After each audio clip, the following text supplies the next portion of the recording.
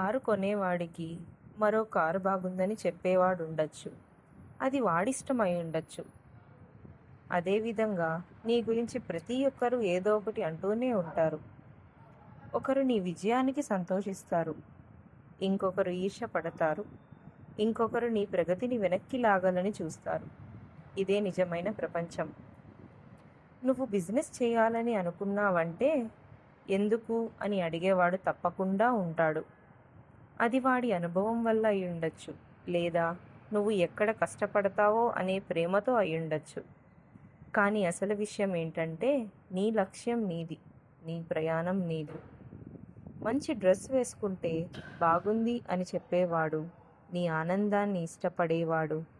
అదే సమయంలో ఫోజు కొడుతున్నావు అని అనేవాడు నీపై ఈర్ష్య పడేవాళ్ళు ఉంటారు. ఎవరి మాటకు ఎంత విలువ ఇవ్వాలో నిర్ణయించుకోవలసింది నువ్వే. లావుగా ఉన్నావు, తినడం తగ్గించు అని చెప్పేవాడు నిన్ను ఆరోగ్యంగా చూడాలనుకునేవాడవ్వచ్చు. కానీ నిన్ను నిశ్శబ్దంగా చూసేవాడు లోపల ఆనందాన్ని ఆస్వాదించేవాడై ఉండొచ్చు. నీపై ఎవరికి ఎలాంటి భావన ఉందో అది వారి హృదయాల ప్రతిబింబం. కానీ నువ్వు దానికి ప్రభావితం కాకూడదు.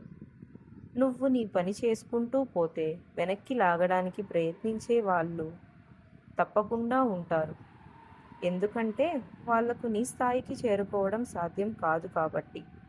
అందుకే వాళ్ళు నిన్ను వెనక్కి లాగాలని చూస్తారు. అలాంటి మాటలకు స్పందించకూడదు. నిన్ను మరింత బలంగా మార్చుకోవాలి.